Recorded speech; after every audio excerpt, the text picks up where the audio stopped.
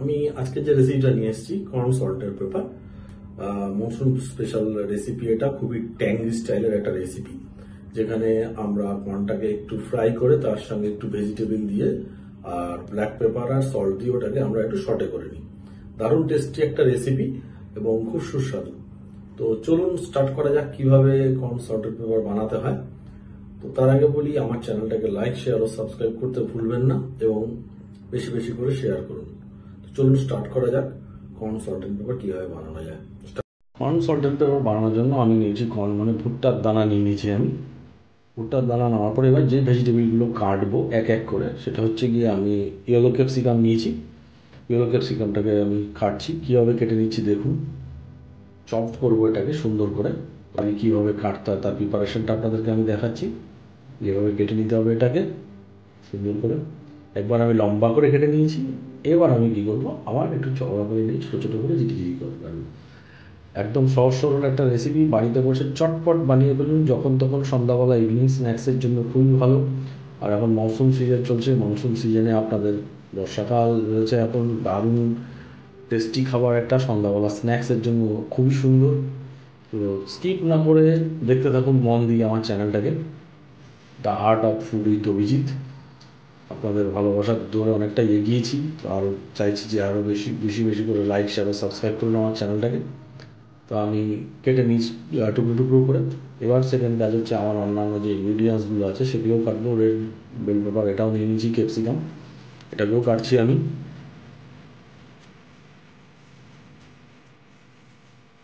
এবার green chilli নিয়ে নিয়েছি, সেটাকেও আমি আস্তে আস্তে আস্তে কাটছি গ্রিন চিলিটাকে।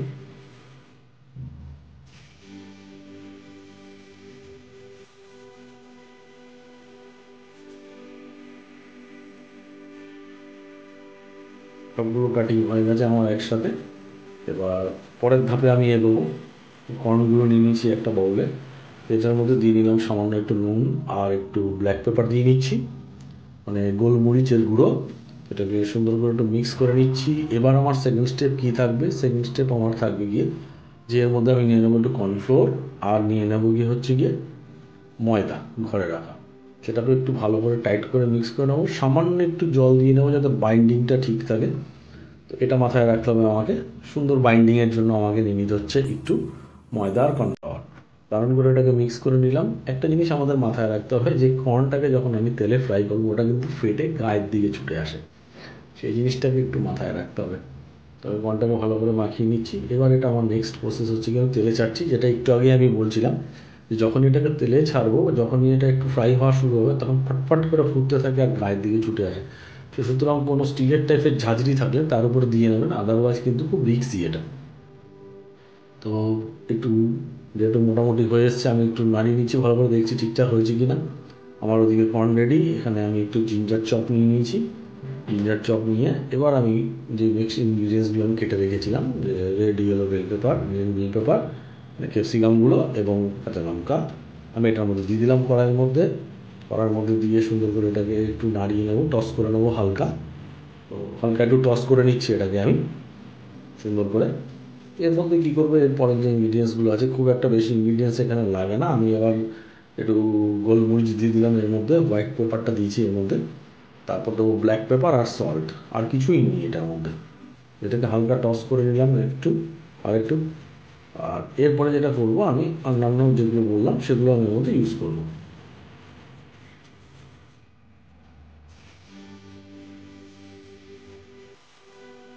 এবার কর্নগুলোকে এর মধ্যে দিয়ে নিলাম। কর্নটা আমার ফ্রাই হয়ে গেছিলো ভালো মতো। কর্নটাকে দিয়ে একটু নাড়িয়ে নিচ্ছি হালকা টস। যেটা বলছিলাম যে ওর একটু সামান্য পরিমাণে নুন দেবো টেস্ট অনুযায়ী, আর দিয়ে নিলাম ব্ল্যাক পেপার।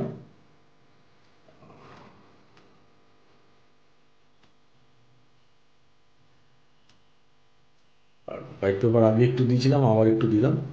দিয়ে এবার এটাকে একটু টস করে নেবো হালকা করে, স্লো মোশনে টস করে নিচ্ছে এটাকে।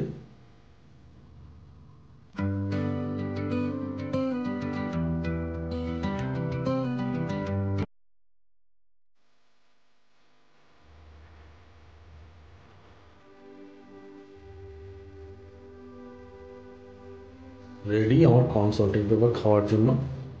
আমি এটাকে সার্ভ করে নিচ্ছি। চলুন বাড়িতে বানান এবং আমার চ্যানেলটাকে লাইক শেয়ার ও সাবস্ক্রাইব করতে ভুলবেন না এবং রেসিপিটা কেমন হয়েছে অবশ্যই কমেন্ট বক্সে কমেন্টস করতে ভুলবেন না। পাশে রাখা বেল আইকনটাকে অবশ্যই দেওয়া হবেন, আমার যে কোনো নতুন রেসিপি আপনার কাছে নোটিফিকেশন খুব তাড়াতাড়ি পৌঁছে যাবে। ভালো থাকবেন, সুস্থ থাকবেন সবাই।